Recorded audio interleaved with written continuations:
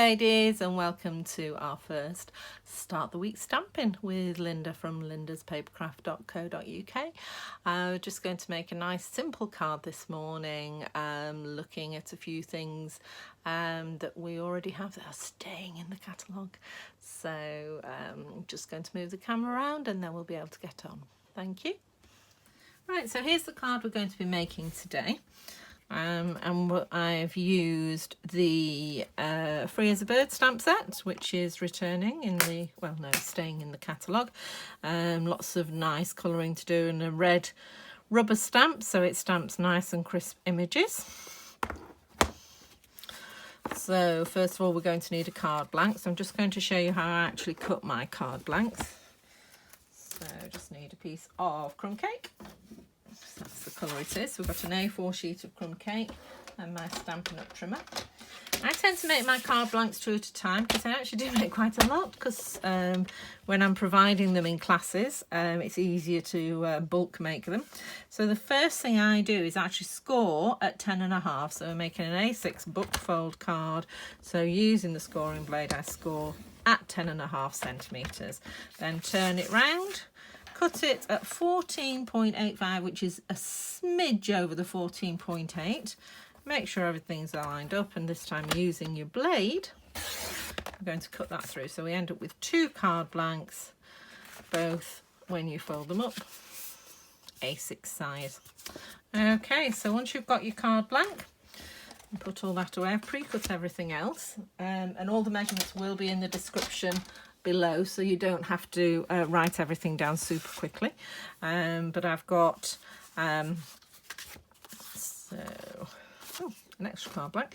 This is DSP from the In Good Taste DSP, and that's cut at 10 by 14.4, and then I've got another piece at 10 by 14.4 which I'm going to use on the inside of the card, and then I've just got a large piece of scrap that I'm going to do my stamping on. So if we get started with that now. Right, so because this is quite a large image, I'm actually doing it on my Stamparatus just because it's easy to make sure you're getting a nice even pressure when you're doing your stamping. So pop that over there, make sure it's going to fit. Yes, it is. And then using my black Memento ink, which has just done a runner, which is here, I'm just going to ink that up. Okay, so on the scrap, a quarter of a sheet of A4, I'm just going to stamp that up. So as you know, Memento ink not quite as juicy as ours or other ink pads, so you need to make sure that you've inked your image well, and then pop that down in a nice even pressure across the image. Okay, and pop it out. There we go. What I should have shown you was, gosh, these magnets stick like mad. Pop your magnet down so that your paper doesn't move. I don't need to stamp again, but if you missed a bit or you need to stamp again, it's easier if you've got your magnet in place. Right, I'll just wipe that off quickly and pop that to one side. So while we've got our ink out, we might as well do the rest of our stamping. So we need a little sentiment. I've used "The world needs more of you." So again, ink up that stamp nice and evenly. And I'm just going to pop it in the bottom corner here, out of the way, so that when I cut them out, I'll be able to cut them both out of this piece of paper. So, and as I said before, there's a nice, I've cut a piece to go inside the card. So, and what I've done with this, I've just got the bird, the single bird rather than the group of birds. And I'm just going to stamp her just in the corner here.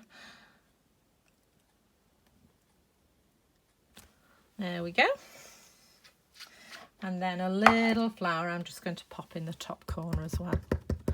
I do like to stamp on the insides of my card as well as the outside, and often on the envelope too. So you've got to make people feel really special. Okay, so I'm just going to pop off to my big shot now, and I'm going to cut these out. Sorry, my Stampin' Emboss, I do keep forgetting it's changed its name.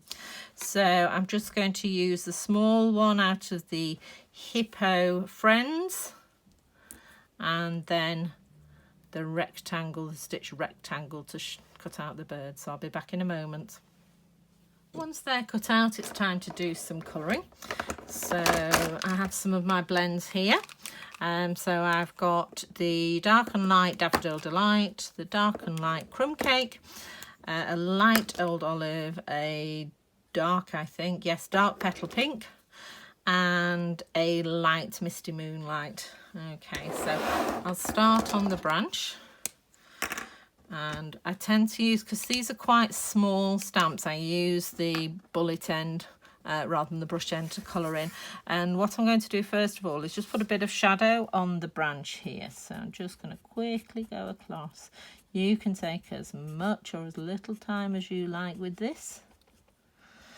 Okay, and then just where the artist has put some shading, I think, and the bird's feet, I'm just putting an extra bit of the dark just there. Not a colouring expert at all. I think if the artist thinks some shading's needed there, well, let's put it there. Okay, and then I get my light crumb cake, and again using the bullet end. Just going to quickly colour across the rest of the branch there. Okay, just in little circles. Okay, so then the flowers. Petal Pink, because that's what the colour of the background is. So, and I'm just colouring them one colour. If you want to take your time and do some shading and have sort of darker centres and paler outside, you can do that. Also, they don't have to be alcohol blends. The markers will work just as well. If you don't have those, then you know, one of the blender pens, these ones, these, a blender pen you can use in any colour, so you could use that as well to colour in. As long as you've got an ink pad that colour, that will work. Perhaps I'll do another video on that next time, or sometime in the future. Right, I've got all the flowers, I've got all the flowers, so now I'm going to colour the leaves in. Again, I'm just using the one colour, just going to use the Old Olive, and again, small leaves, so I'm just going to use the small end. Just going to quickly colour those in. And they are quite sketched, so if you do miss a bit, it doesn't really matter. So, unless, of course, you're like me and you are quite obsessive with not going over the lines and not missing a bit. So,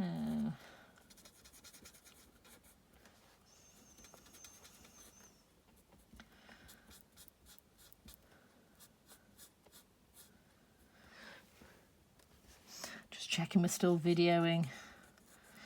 What I tend to do when I'm doing these is I always end up having to do it twice, because what happens is my phone gets too full of memory and decides just to stop filming but doesn't tell me. Right, so there we go. So those are all the leaves coloured in. And now the birds. So again, you know, where the artist put shading, I'm going to put shading. So I've got my two yellows, my dark and my light. I'm going to start with the dark. And so just there where there's some shading, I'm just gently adding some shade, just a little bit down the centre of the breast there, a little bit here, a little bit there, and a little bit there. So I'm going to leave that because it's going to be blue, and again just little bits of shading all across there. Next thing I'm going to do, now I'm going to use the brush end for this because I'm going to be doing the rest of the yellow, and it is going to be quite a big area. So, but I want to leave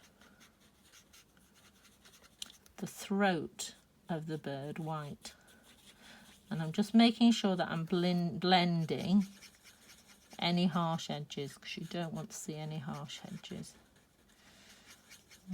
Okay,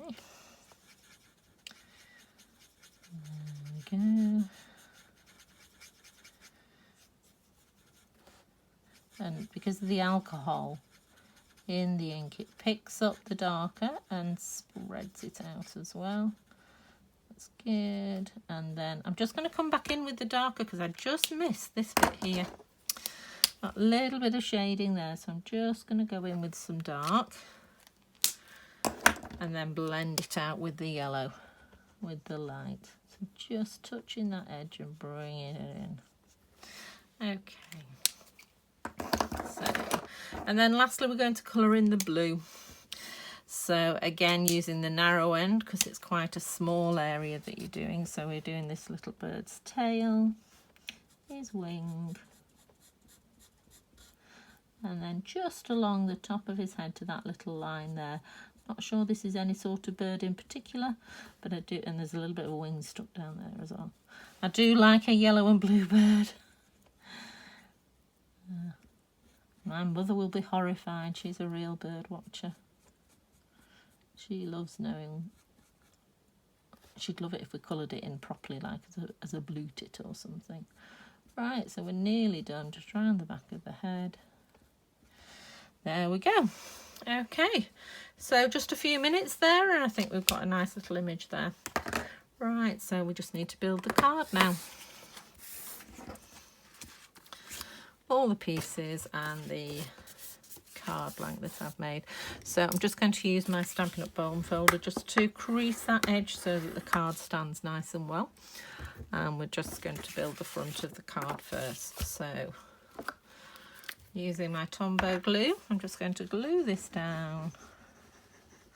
And as I say, you just need to spend a little bit of time doing your stamping and making sure that's nice and you're colouring in. And then the card literally just falls together.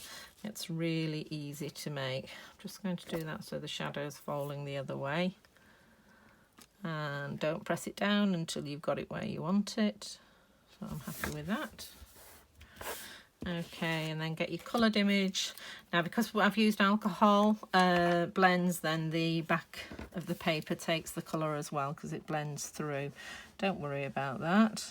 It'll not damage the front. And as I say, it depends. You could use markers. You can use any way that you normally colour in is fine. The watercolour pencils, either with or without water, would work well as well. I'm just putting it about 1 centimetre in equally from the top and side border. And there we go. And then I'm going to pop up The World Needs More of You. I think that needs some dimensionals. So everything but. Right, just get some dimensionals out.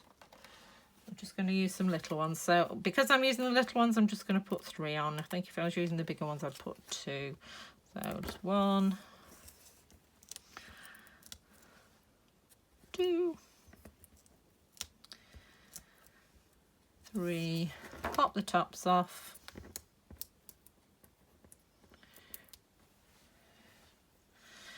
That's great. And then we're just going to line that up at the bottom there again, sort of equally away from the corner. So I'm really happy with that. Obviously, I'm not a big fan of gems. I must admit, I do like a nice simple card, but you could easily put gems on there just to decorate it, or maybe a little bow here, just to make it a little bit fancier. The world is your oyster. So, and then I'm just going to pop some Tombow on the back. Put this in the middle on the inside, so there's plenty of room to write your message.